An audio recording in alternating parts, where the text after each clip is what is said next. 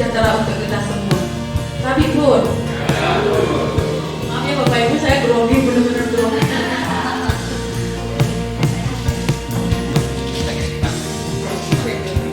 Saya ke depan aja ya Bapak Ibu ya.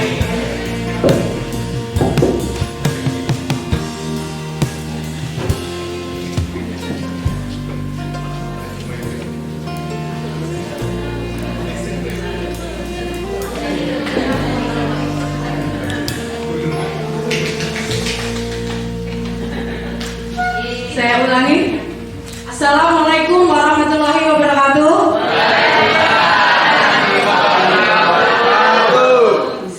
Salam sejahtera. Namo Om Swastiastu, Namo Buddhaya. Salam kebajikan untuk kita semua. Tabikul. Terima kasih kepada yang terhormat Ibu Asri Nela Agustin selaku Kepala SMA Negeri 1 Seputi Agung, kepada Bapak Ibu Wakil Kepala Sekolah SMA Negeri 1 Seputi Agung, dan kepada teman-teman semua yang saya hormati. Di sini saya akan mencoba memaparkan praktik baik budaya positif yang telah saya terima pada modul 1.3 pendidik calon guru penggerak yang telah saya ikuti. Budaya positif adalah nilai-nilai kebajikan atau nilai positif yang dimiliki murid yang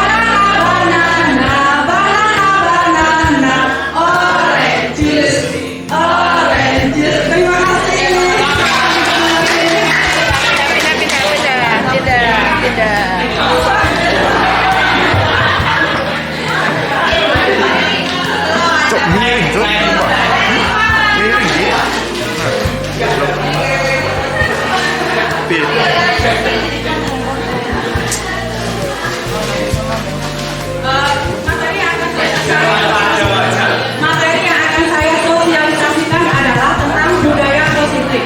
Dalam budaya positif adalah suatu pembiasaan yang bernilai positif, di dalamnya mengandung sejumlah kegiatan yang mampu menumbuhkan karakter murid. Budaya positif perlu dibangun dalam suatu kelas. Jadi dalam kelas itu perlunya budaya positif.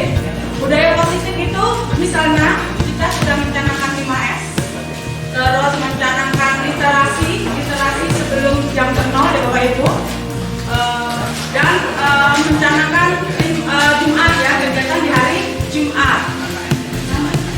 Dalam budaya positif meliputi 6 hal.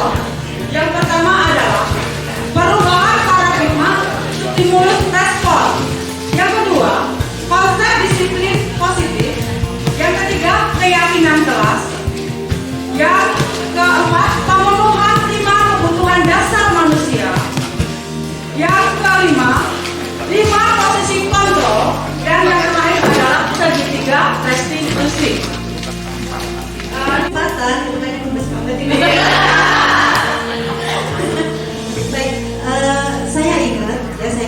itu ketika ibu masuk supervisi yang di Padula, itu waktu itu kan si Fani maju ya Bu ya, apa namanya, untuk ya pokoknya untuk menyampaikanlah pendapat dia ke depan.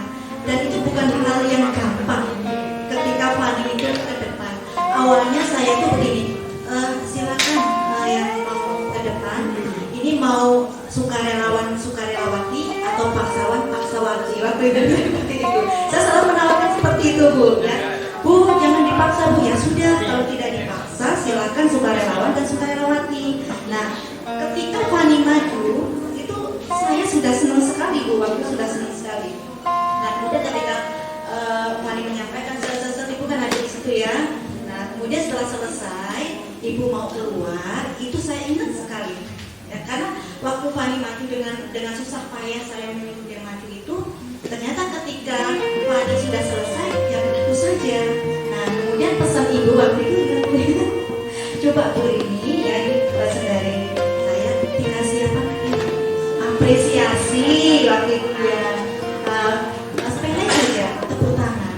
Dan ternyata itu selama ini tidak saya lakukan Bu. Jadi ketika mungkin anak saya minta ke depan tanpa apresiasi, ya sudah, padahal anak itu ke depan perlu apa namanya ya, perlu penguatan. Itu tidak gampang, karena ada kelas-kelas tertentu yang apa namanya, beda setiap kelas ya. Ada yang kelas tertentu ketika menyampaikan pendapat ke depan itu ada yang cepat, tapi ada kelas-kelas tertentu yang sulit. Dan kemarin itu waktu ibu ke kelas IPA 2 itu termasuk yang sulit itu. Jadi saya ingat sekali.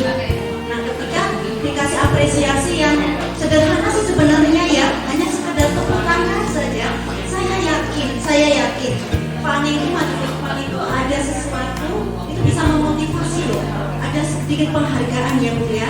Nah itu saya ingat sekali, makanya ketika tadi Bu Eri menyampaikan itu saya ingat ke Fani. Oh iya, ibu waktu itu minta saya untuk memberikan apresiasi gitu. Jadi ketika apa namanya, kalaupun misalnya mungkin secara teoritis penghargaan menurunkan kualitas, penghargaan mematikan kreativitas dan seterusnya ya, itu kalau saya terus terang kurang setuju begitu. Karena memang apa namanya, untuk memotivasi anak itu kadang justru kita harus memberikan yang tadi apresiasi atau penghargaan. Walaupun tadi yang seperti yang dikatakan Pak Adnan tadi, tidak harus secara materi ya, mungkin dengan ucapan yang positif itu nanti suatu saat ketika kita minta anak itu maju lagi, dia akan termotivasi. Ya enggak, kenapa? Ini panjang, perjalanannya panjang. Kemudian satu hal lagi, dulu waktu kita upacara bendera masih rutin, anak-anak yang apa namanya mendapatkan juara-juara lomba-lomba itu kan penyerahan hadiahnya waktunya ketika upacara ya. Kalau menurut saya di tempat yang seperti itu saja sudah suatu penghargaan.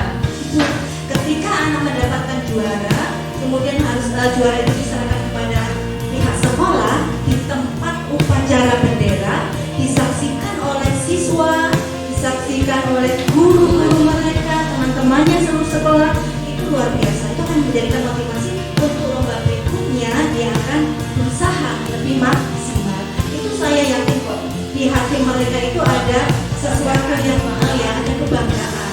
Ketika itu hanya disaksikan oleh intern sekolah, itu sebuah penghargaan. Kalau menurut saya seperti itu. Silakan. Kapan dan bisakah diterapkan di SMA kita? Itu saja yang saya maksudkan. Bukan kalau memang ini betul, monggo kami ikut. Tapi tolong dong kasih contoh seperti apa kami harus. Nggak boleh marah, nggak boleh muji. Terus kami harus gimana? Sementara tugas guru adalah mendidik dan mengajar. Saya memang soalnya seperti itu. Tugasnya adalah mendidik dan mengajar. Ya, bukan terima kasih Bu Eri sebagai narasumber. Saya minta dari Bu Eri, bukan dari kepala sekolah dulu ya. Terima kasih.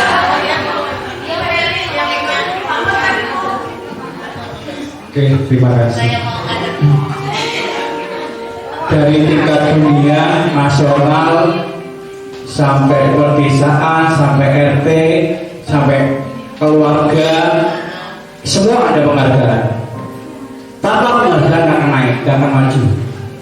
Nobel yang dunia, terbaik gubernur se-Indonesia, terbaik camat se-Indonesia, terbaik kepala kapok, semuanya ada penghargaannya. Ya, guru inovatif tanpa itu coba ada nggak mau jadi guru inovatif tanpa dihargai, walaupun punya selembar kertas. Nah, sekarang guru penghilang tidak dihargai, ada bukti sertifikat. Jadi guru itu menghargai sertifikat loh. Ya, tanpa ada itu mau nggak maju? Jadi nggak ya, berbukti nggak ya? Semuanya. Dan paling minimal penghargaan itu adalah ucapan terima kasih. Masa ya kita ucapan terima kasih menurunkan itu? Paling itu menghargaan loh. Kita dibantu orang, menghargai nggak bisa ngasih apa-apa. Terima kasih sudah dibantu, penghargaan luar biasa. Itu penghargaan yang bisa, itu bahkan apa ya? Dengan yang orang ngomong benar-benar nggak bisa berikan apa-apa, hanya ucapan itu dengan sangat tulus dan luar biasa. Minimal satu itu ucapan terima kasih kepada anak juga, anak didik kita sudah menghapus papan tulis, terima kasih sudah dihapus. Itu pun luar biasa dampaknya. Itu hanya ucapan, itu penghargaan. Itu penghargaan. Sudah maju, walaupun jawaban salah, bagus berani ke depan. Hanya gini, bagus berani ke depan. Sudah benar, dua-duanya jalan. Itu penghargaan. Apresiasi. Penghargaan yang mana? Maka tidak bisa gramatikal, nggak bisa secara menyeluruh diambil kayak gini. Banyak bukti tadi dari tingkat keluarga sampai tingkat internasional selalu ada penghargaan. Kalau itu mematikan ini, nggak bakal ada Nobel. Nggak ada loh, nggak bakal ada penghargaan Olimpiade, ada juara berikan, nggak bakal diberikan piala. Kemarin di bulan yang lalu, bulan apa kemarin? Siapa bulan? Qatar ya. Begitu jebolkan pertama ada beberapa duit gitu, habis itu kalah. Itu kan itu penghargaan dari negaranya. Dan dari penghargaan itu dia habis itu kalah. Bukan masalah yang dia ini yang lawan yang luar biasa memang. Iya. Bukan dia nurun luar biasa, bukan nurun naik, tapi memang lawannya luar biasa. Dari yang sederhana tadi saya katakan, ucapan terima kasih itu juga penghargaan. Kita senyum itu menghargai orang, bukan ngedek. Senyum, terima kasih Pak, permisi. Oke, kita tanya, dijawab dengan baik, kemudian terima kasih. Itu penghargaan loh. Masa iya ucapan terima kasih udah nggak boleh, gitu kan? Kalau konteks itu penghargaan loh. Kita ucapan terima kasih penghargaan. Dimana ucapan terima kasih tidak menghargai orang lain? Katanya, ucapan kita mengucapkan terima kasih pada orang itu bukan menghargai orang itu, ada nggak? Nggak ada. Yang kita bukan badan. Berikan jempol. Di HP jempolnya banyak benar, saya nyempet.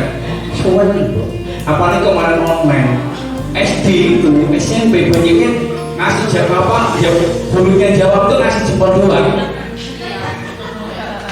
Bapak ibu yang punya anak SD SMP ngalami bener, sudah dikirim jawabannya jempol yang keluar dari guru. Iya, oh bagus. Iya, ini itu penghargaan loh. Cuma yang belum kirim nggak bakal dapat, nggak bakal dapat. Nah, ini luar betul. Jadi hati-hati kalau yang seperti ini nggak bisa kita ambil rata.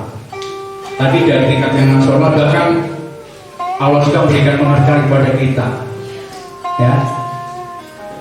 Kita bersyukur, nikmat kita akan ditambah penghargaan loh. Dalilnya jelas. Sampai 27. Itu loh. Ya Pak ya, Ibu Agama ya. Ya. Kalau kita mengingkari, bukan sama status bagusnya loh. Kalau kita bersyukur, lipatkan setapak. Kalau kita mengingkari, azab yang dapat nggak sebanding loh. Di situ itu penghargaan yang luar biasa. Mau nentang ayat itu monggo silakan. Ya, makanya hati-hati kalau ini jangan langsung gak kalau ambil diri sambil diri sini, tapi ini sangat bertentangan. Kalau sangat bertentangan dari yang sederhana tadi. Gak akan ada orang yang berani menentang ucapan terima kasih itu menghargai orang. Gak akan ada yang menentang. Kalau dia menentang silakan. Buat status. Oke, terima kasih dari saya yang itu. Alhamdulillah sudah saya ini kekuatan.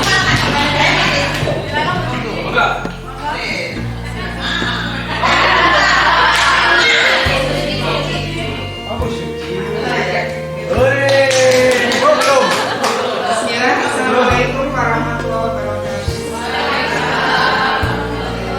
Kalau dari Bapak Ibu tadi saling bertentangan antara hukuman dan penghargaan. Kalau saya ambil sedikit solusi untuk BRI. Jadi dari hukuman maupun penghargaan kita harus ada patokan yang jelas. Jadi indikator-indikator apa jika misalnya melanggar.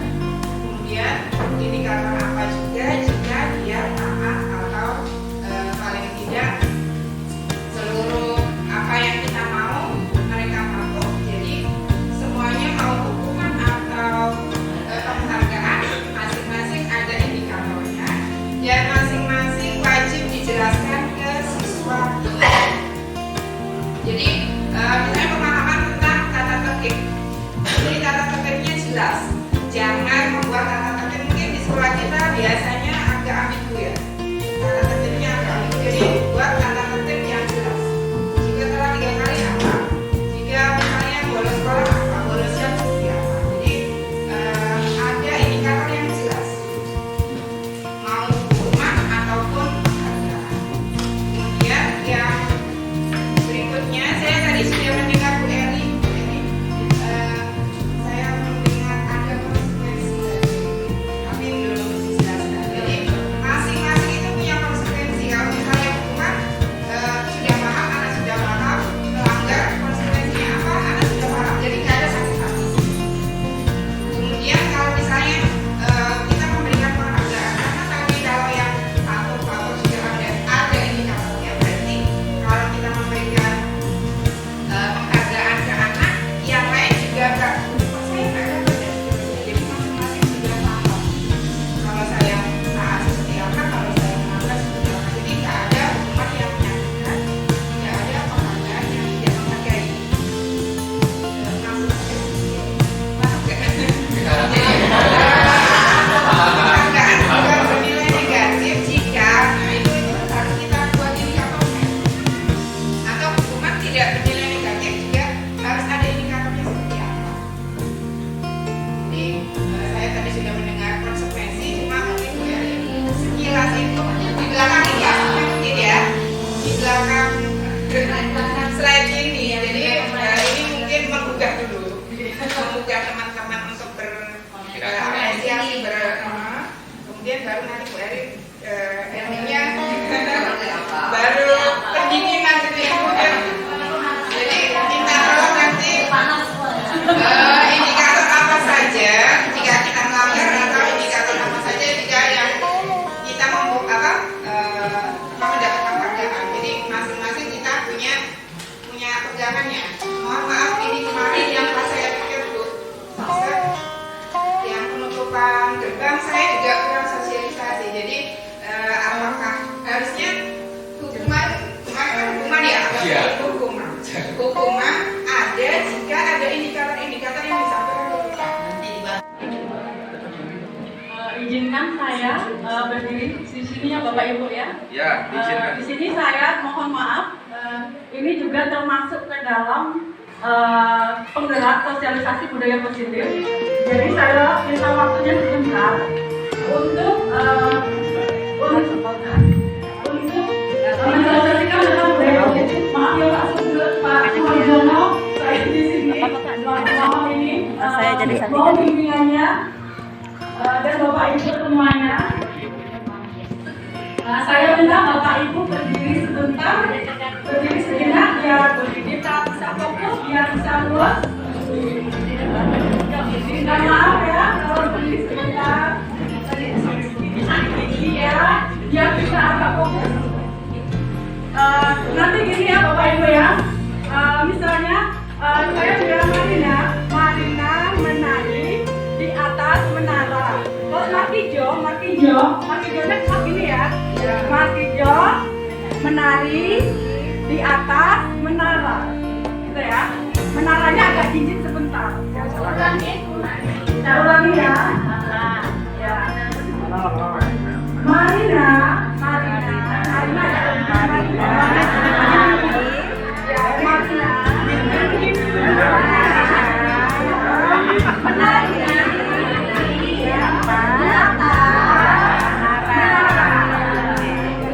Menaranya kecil. Terus Markijonya kuat. Markijo menari.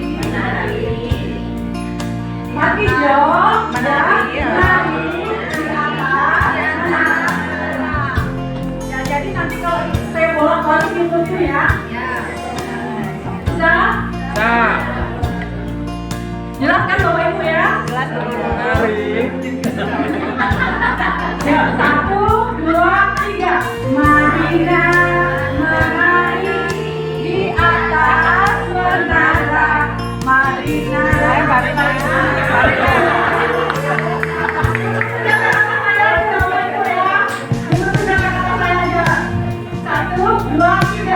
Marina menari di atas menara. Marina menari di atas menara. Markijo menari di atas menara. Ada siapa ya? Siap ya? 1, 2, 3. Marina menari di atas Markijo.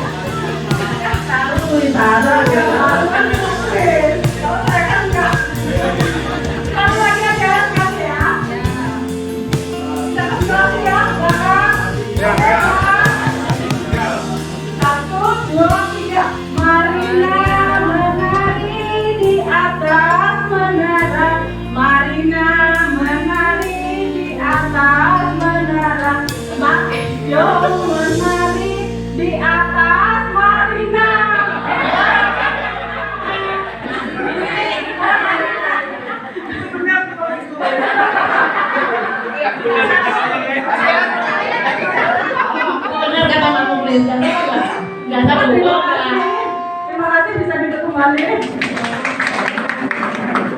Ini hanya sekedar penyegaran aja ya Bapak Ibu ya. Terima kasih, saya ulangi. Saya di sini hanya sekedar mensosialisasikan tentang budaya positif.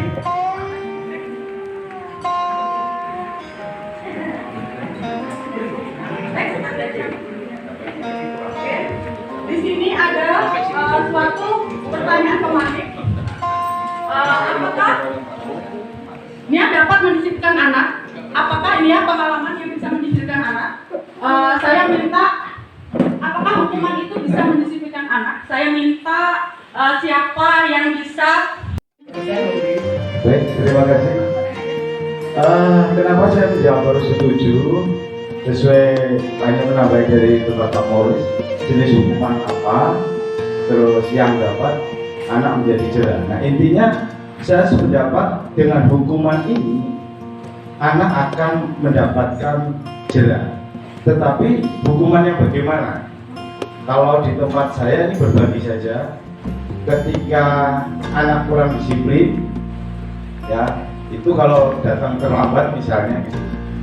Kalau yang beragama Islam itu tak suruh sholat. Ya. Sholat bukan sholat dulu subuh secara berjamaah kan gitu.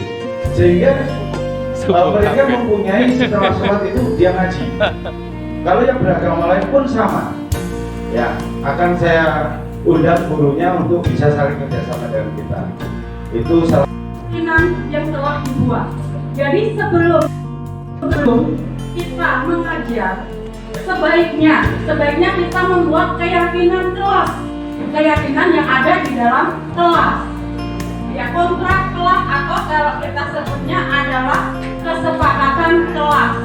Kalau sebagai kita wali kelas adalah kesepakatan kelas. Kalau kita guru mapel, kesepakatan mata pelajaran. Misalnya, jadi dalam keyakinan tersebut itu ada kontrak antara guru dan siswa. Jadi yang menentukan hukuman bukan kita, tapi siswa tersebut. Ingat, hukumannya tidak boleh dengan fisik atau merugikan anak, tapi hukumannya adalah membangun. Contohnya, yang muslim menghafalkan surah pendek, ya. Terus yang non muslim misalnya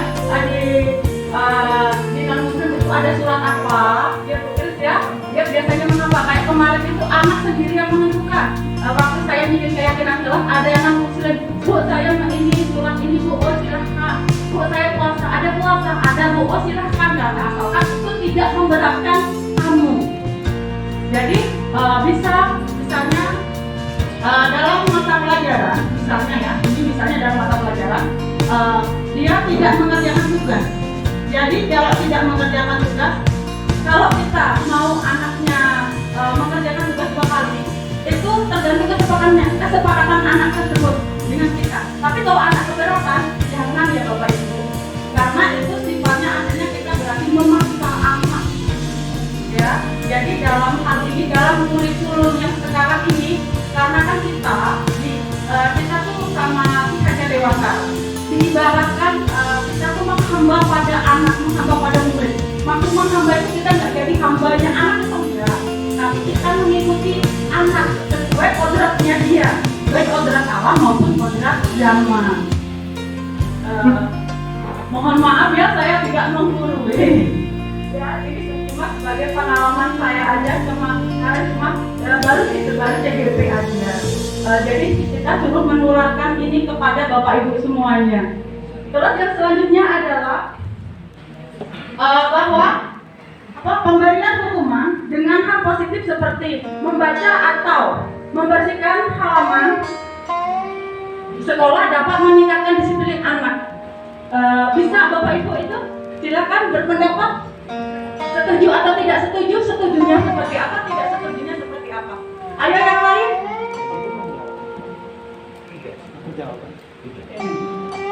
Ingat tadi sesuai keyakinan kelas atau sesuai konsekuensi bersama, ya. Silakan, Bapak Ibu, Bapak silakan. Jawabannya A.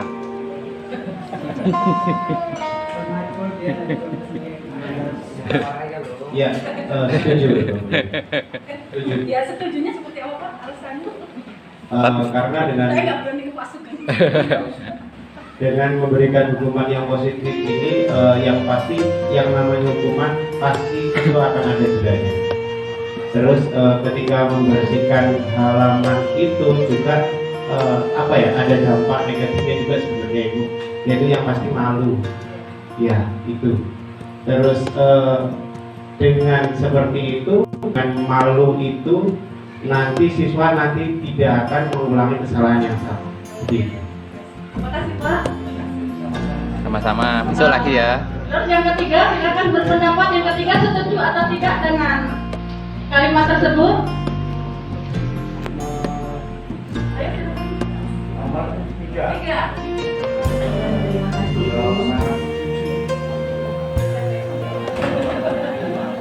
Monggo Bapak tadi mau Terus baik. Baiklah, saya coba untuk menjawab setuju atau tidak setuju ketika kita memberi penghargaan dapat meningkatkan motivasi belajar anak. Saya rasa kalau saya pribadi kecenderungannya lebih pada setuju ya. Tapi meningkatkan motivasi anak ketika penghargaan yang seperti apa, ketika bagaimana meningkatkan motivasi anak. Mungkin kalau pengalaman saya, salah satu penghargaan yang dapat saya berikan bisa termotivasi untuk lebih menjadi baik lagi, lebihnya dia mendapatkan nilai terbaik dari rekan-rekan dan teman-temannya dalam persiapan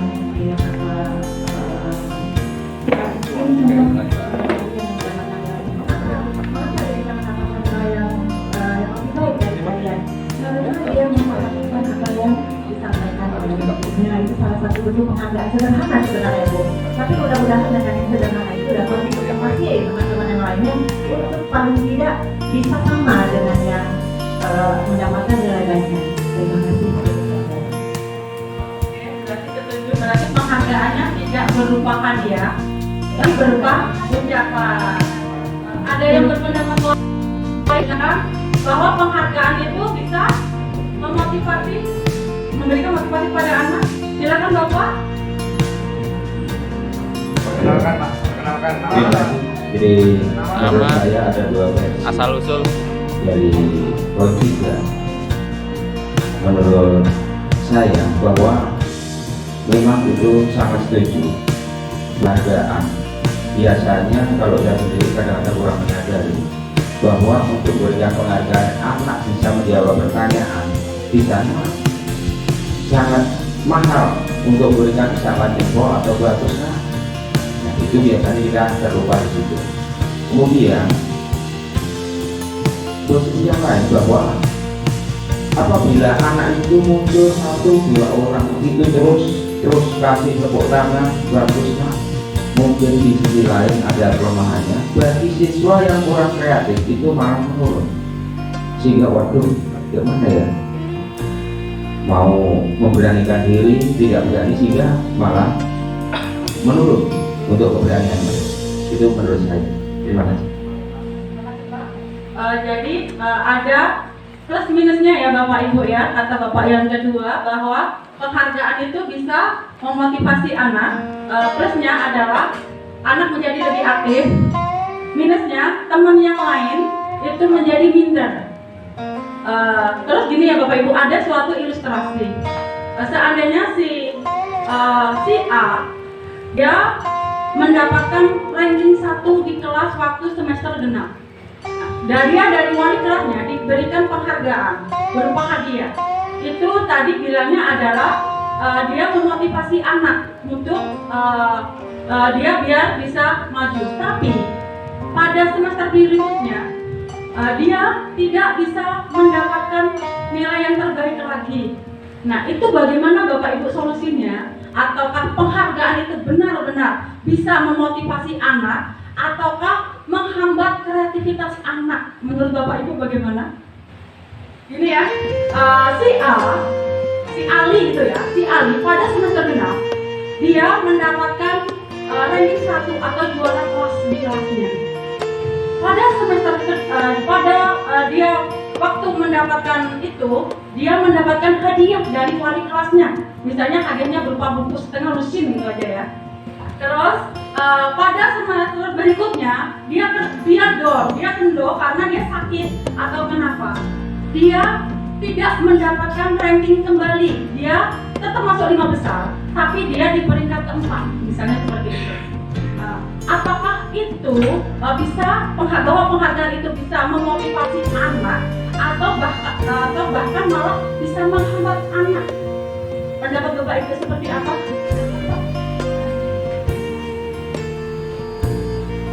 Assalamualaikum warahmatullahi wabarakatuh.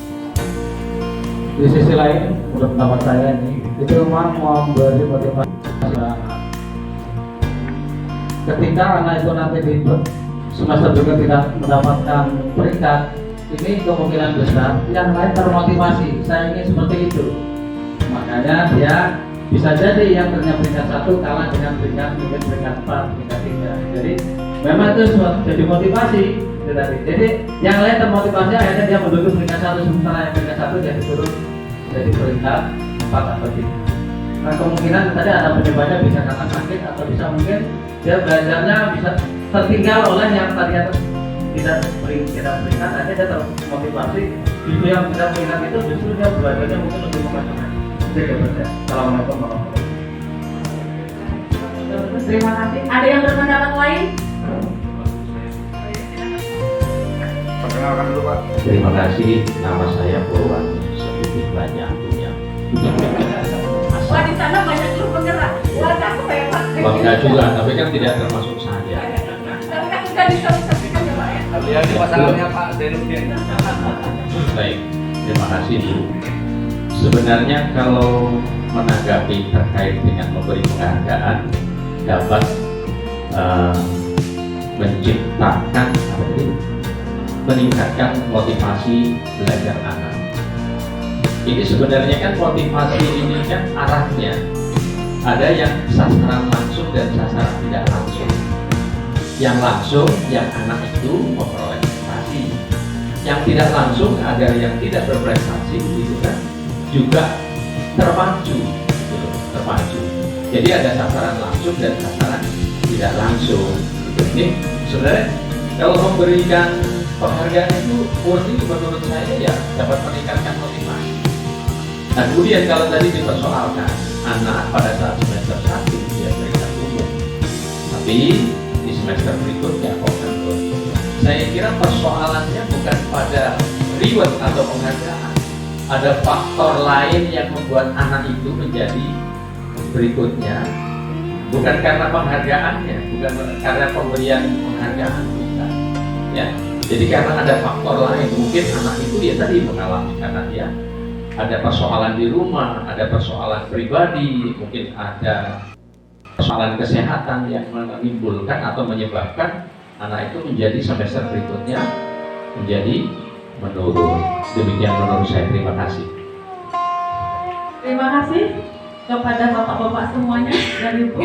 Benar bahwa penghargaan itu bisa memotivasi anak. Di sini ada dari dampak dari dalam maupun dari luar. Dari dalamnya adalah anak menjadi termotivasi. Di luar teman-temannya juga dia berdampak bahwa teman-temannya ikut. Dia bisa, si A bisa sama-sama makan nasi. Kenapa dia bisa rilis satu, saya tidak? Ya kan Bapak Ibu, kan mereka sama-sama makan nasi. Dia pintar, kok saya tidak. Jadi sebenarnya itu adalah bahwa tidak ada itu anak yang bodoh. Yang ada itu anak yang malas untuk belajar. Ya Bapak Ibu ya. Terima kasih. Yang selanjutnya, di sini ada saya minta Bapak Ibu mencoba membayangkan, mengepalkan tangan bahwa di tangan Bapak Ibu ada sesuatu yang sangat berharga yang harus Bapak Ibu pertahankan. Coba bayangkan tangan di Bapak Ibu tolong dikepal dan dibayangkan bahwa Bapak Ibu itu membayangkan bahwa sesuatu ada yang Bapak Ibu pegang, yang Bapak Ibu pertahankan, yang itu tidak boleh Bapak Ibu teman-temannya untuk mengambil dari Bapak Ibu. Silakan Bapak Ibu bayangkan bahwa sesuatu Bapak atau dan Ibu memegang sesuatu yang sangat berharga. Walaupun banyak rintangan, gangguan dari teman-teman di sekitar Bapak Ibu, ya, ada banyak, misalnya Bapak Ibu digelitikin, ditendang-tendang, tetapi Bapak Ibu bagaimana, apakah tetap mempertahankan yang Bapak Ibu pegang, yang Bapak Ibu miliki, atau malah memberikannya pada temannya? Silakan Pak Parudi. Gini Pak, Bapak membayangkan bahwa Bapak mempunyai sesuatu yang Bapak Ibu pegang, apakah Bapak itu memberikan kepada orang yang menggelitik Bapak, menonjok Bapak, apakah tetap Bapak pertahankan? Terima kasih.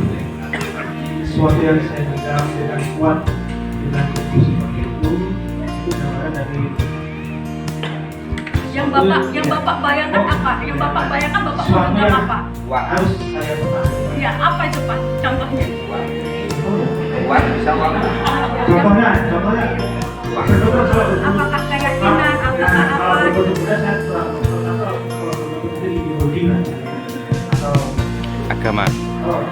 Agama atau keyakinan ya tetap harus saya pertahankan. walaupun bapak itu Walaupun ada halangan, rintangan, ancaman dan gangguan, tetap saya melaksanakan.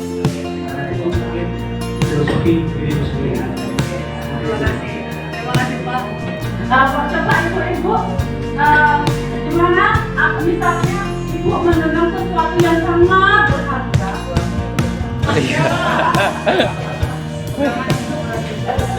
apakah ibu-ibu akan mempertahankan misalnya dengan apa yang di genggaman, apakah tetap mempertahankan atau malah memberikan kepada orang lain?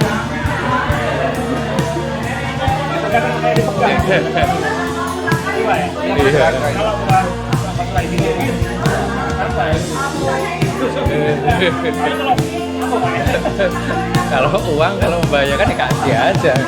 Kasih aja. Daripada mati ini. Yang persoalan yang mungkin orang nggak tahu.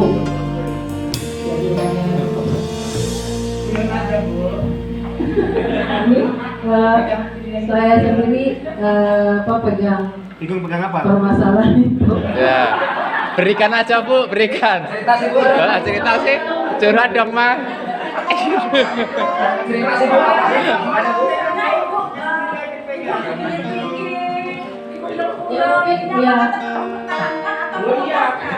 Iya, terbatarkan. Yang saya Loyal masalahnya. Sifatnya ya permasalahan rahasia itu tetap saya genggam erat, tidak boleh tahu. Kalau yang itu misalnya harus saya ungkapkan daripada dari masalah keuangan nggak bilang.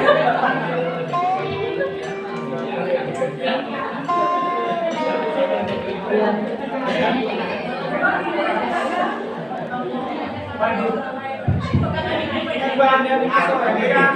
Assalamualaikum warahmatullahi wabarakatuh. Ini menarik sekali. Kalau dilihat dari kepala kok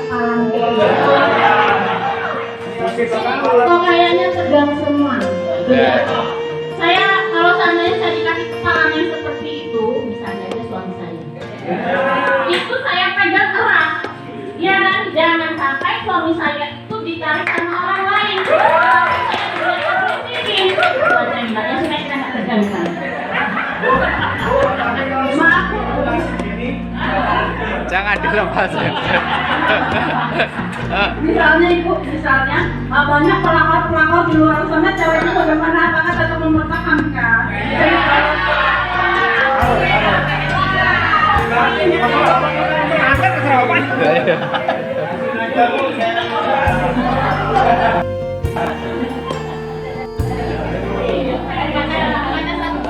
Oke, terima kasih.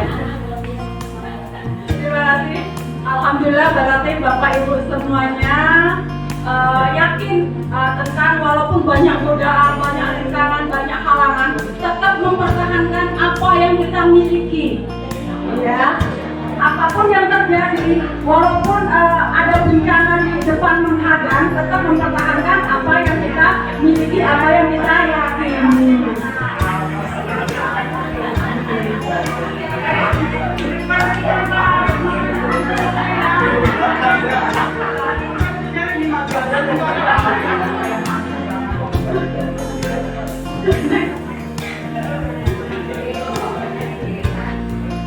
Nah, dalam budaya positif itu ada 6 hal yang kita pelajari. Yang pertama adalah perubahan paradigma, stimulus respon. Jadi adanya paradigma ada stimulusnya bagaimana, paradigmanya bagaimana. Yang kedua adalah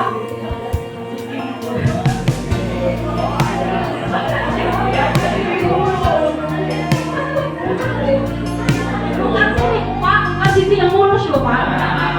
Nanti kata Bapak situ yang mulus.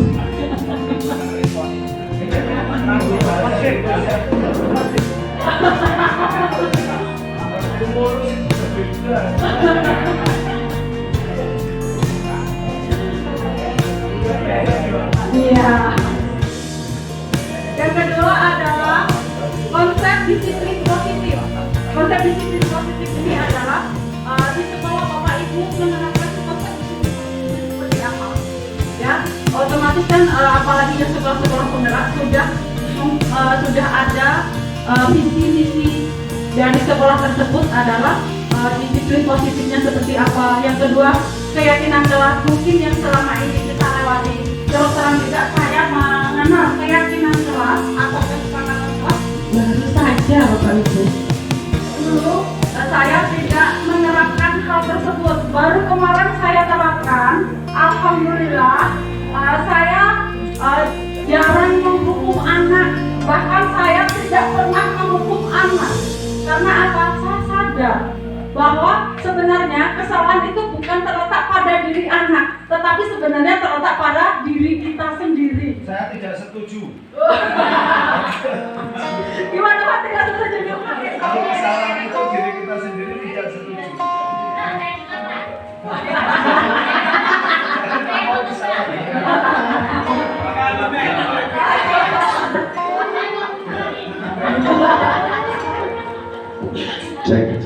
Terima kasih Bu. Ini sedikit mendengarkan tadi kalau itu ada bahasa salah sendiri gitu.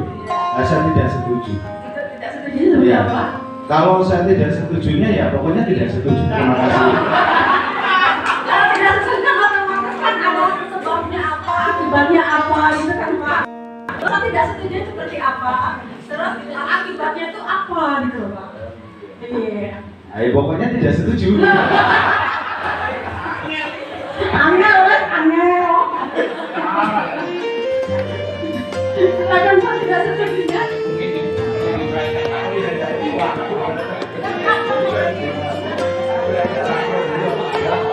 Oke, ya, saya juga tidak setuju kalau seandainya dalam suatu sekolah kemudian ada siswa antara saya dan siswa, kemudian saya menyalahkan diri saya tidak mau.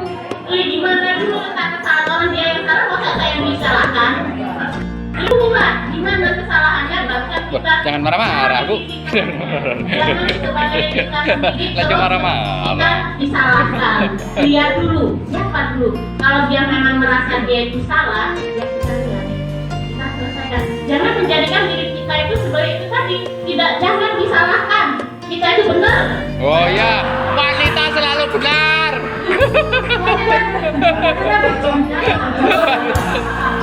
Maksudnya gini ya Bapak Ibu ya. Misalnya ada suatu ilustrasi. Iya.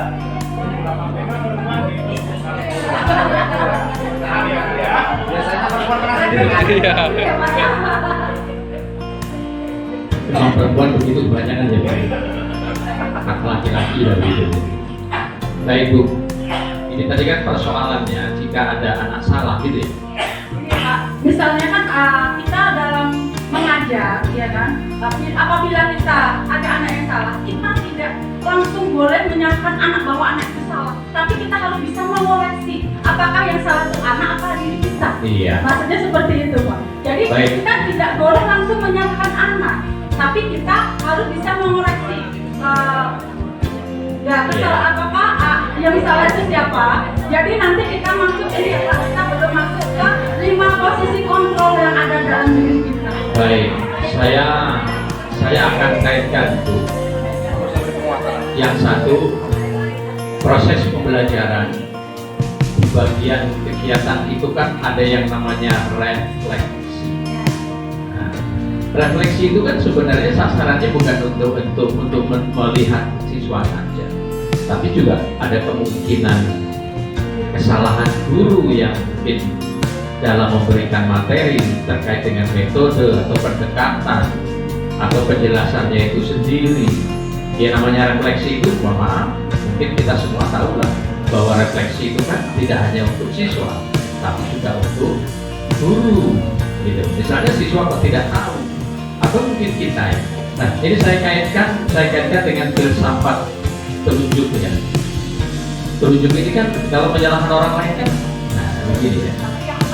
Nah, yang tiga lah paling tidak, yang paling tidak tiga. Artinya kita memang harus juga introspeksi, jangan bahkan lebih banyak. Gitu.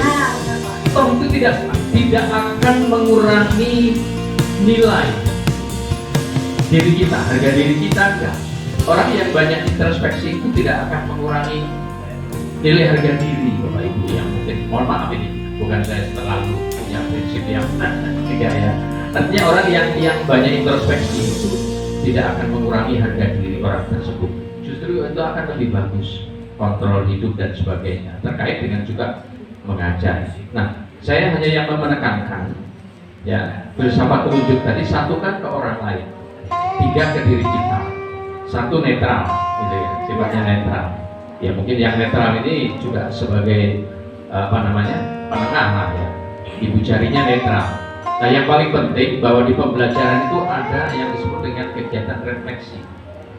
Bisa itu di tengah, bisa di akhir pembelajaran untuk melihat anak saya ini sudah paham belum anak-anak ini.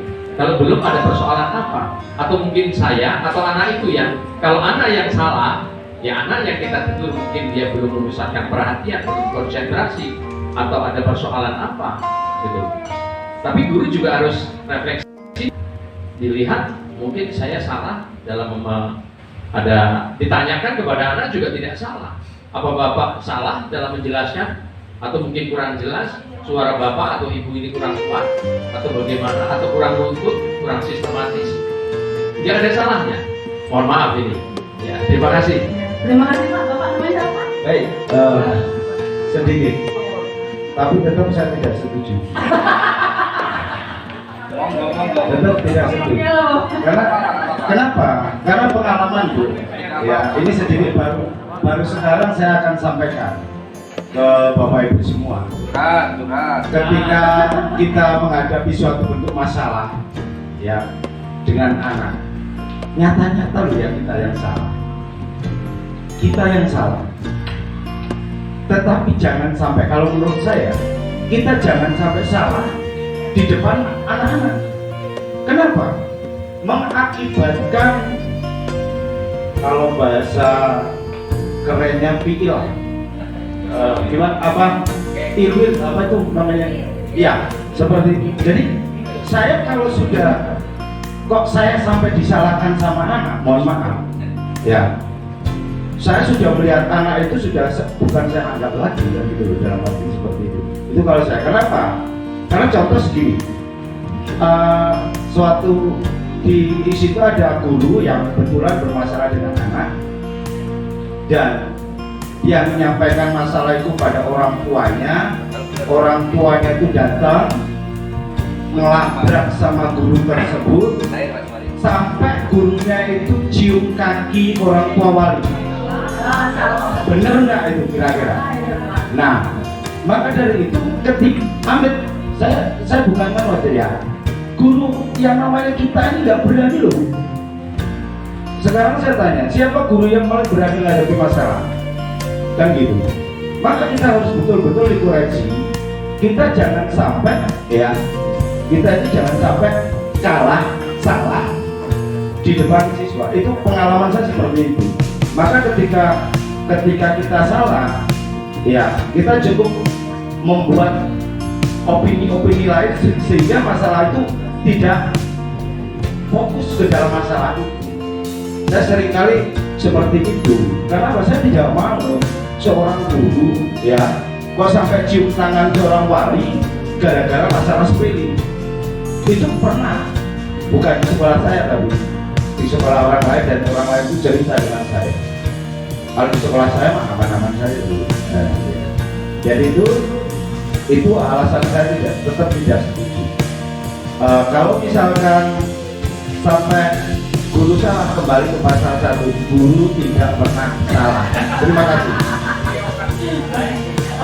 Oke, ini ya Pak, ada dua pendapat. Yang satu adalah kita menyadari kesalahan atau bukan hanya sebagai kesalahan, tetapi kita melihatnya bahwa kita itu harus bijaksana dalam memaknai kesalahan anak. Apakah itu kesalahan itu terletak pada diri anak itu atau terletak pada diri kita? Kenapa bapak satunya lagi? Dia tetap mempertahankan memakai yang mana, ya terserah bapak ibu, tergantung dengan situasi dan kondisi yang ada di lapangan. Benar ya bapak ibu ya? Kalau situasinya seperti itu, berarti kita tetap harus mengikuti, mempertahankan walaupun kita tetap salah, kita menganggap bahwa diri kita benar. Karena situasinya adalah seperti itu. Jadi ditentukan dengan situasi kondisi. Tapi kalau kita di rumah, kalau pulang istri aja. Karena bapak itu di tempat yang salah. Karena istri itu hal yang paling benar itu hanyalah istri, Pak. Setuju ya Ibu ya? Walaupun istri salah, lihat pasal 1, istri selalu benar. Kembali dong. Selanjutnya yang ke untuk keyakinan kelas tadi, saya harapkan ini ya semester udah berjalan. Siapa tahu nantinya kalau mau bapak ibu pakai silakan, tidak apa-apa. Jadi sebelum kita memulai pembelajaran, kita membuat kesepakatan atau keyakinan di dalam kelas kita masing-masing. Kalau kita lebih baiknya lagi keyakinan kelas itu ditulis di kertas karton gitu ya. Kalau di tempat saya itu saya bikin seperti itu, ditandatangani antara wali kelas dan ketua kelas. Jadi itu sah ya Bapak Ibu ya. Yang lebih sah lagi itu adalah ditandatangani oleh ketua kelas dan wali kelasnya masing-masing. Itu kalau keyakinan kelas kita sebagai wali kelas. Kalau kita sebagai guru makro kan otomatis punya kontrak dengan anak-anaknya juga kan? Benar Bapak Ibu? Punya kontrak dengan anak-anak. Misalnya dalam waktu 2 minggu tidak mengerjakan tugas, konsekuensinya apa? Ini bukan hukuman ya Pak Ibu, tapi konsekuensi. Tidak ada namanya hukuman, adanya konsekuensi. Konsekuensinya ngapain? Itu terserah anak. Mereka mau apa? Misalnya, oke Bu, saya mau piket di kelas selama seminggu.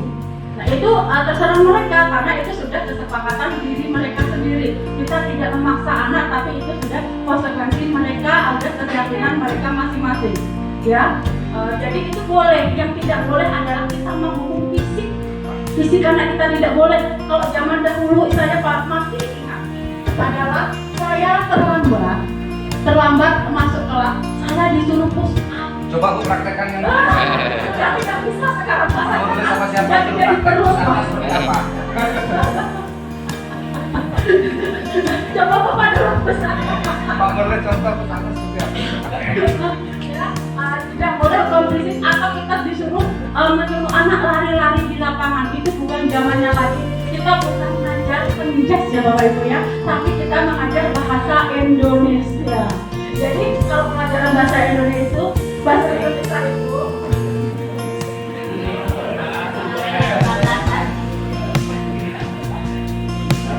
ya, jadi kalau bahasa Indonesia itu kalau memberikan konsekuensi yang ada hubungannya dengan mapel kita, biar mapel kita itu berkembang.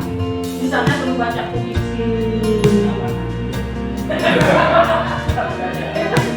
boleh, nggak apa-apa, itu terserah dari bapak ibu semuanya. Terus memberi materi di media itu kan berarti kan menciptakan kreativitas anak, kreativitas anak menjadi bertambah, bukan disuruh lari-lari di lapangan. Nah, karena kita bukan guru penjas. Mungkin kalau guru penjas oke, disuruh lari di lapangan. Karena apa? Sebelum olahraga otomatis pemanasan. Rata-rata pemanasan yang dulu lari itu hal yang paling saya benci adalah lari, terutama lari dari kenyataan.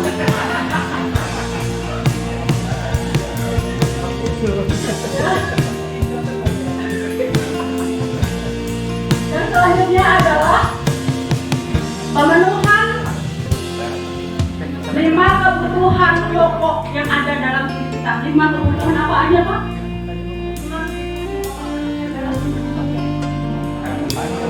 Istri dari satu,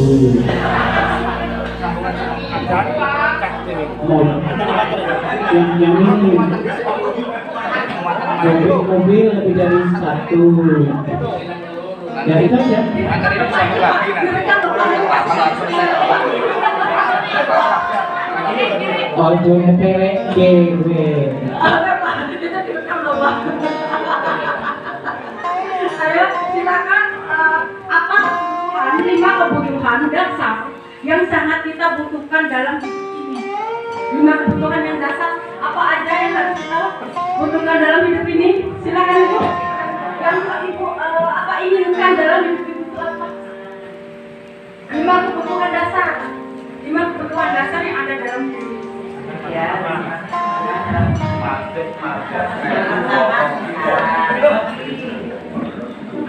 Pertama sehat, yang kedua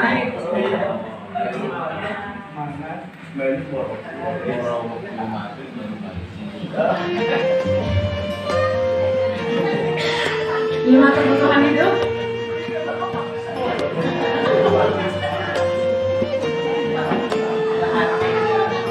Bahagia, kesehatan,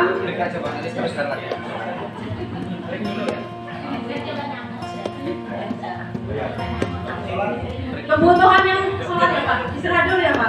Ini menurut filosofi ya, kebutuhan dasar manusia itu fisiologi, kasih sayang, kan perlu kasih sayang toh, kasih sayang,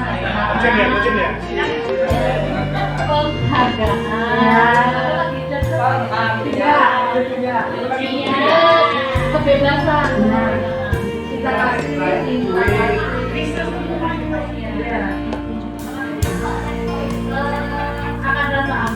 Akan rasa aman. Jadi kebutuhan itu adalah psikologis. Psikologis itu maksudnya adalah kebutuhan yang kita perlukan. Sandang, pangan, papan. Itu adalah kebutuhan psikologis. Terus kebutuhan rasa nyaman. Dalam diri kita itu hanya ada rasa nyaman, kenyamanan. Kita nyaman sama istri kita, sama suami kita, itu adalah kebutuhan hakiki yang ada dalam diri kita. Benar Bapak Ibu?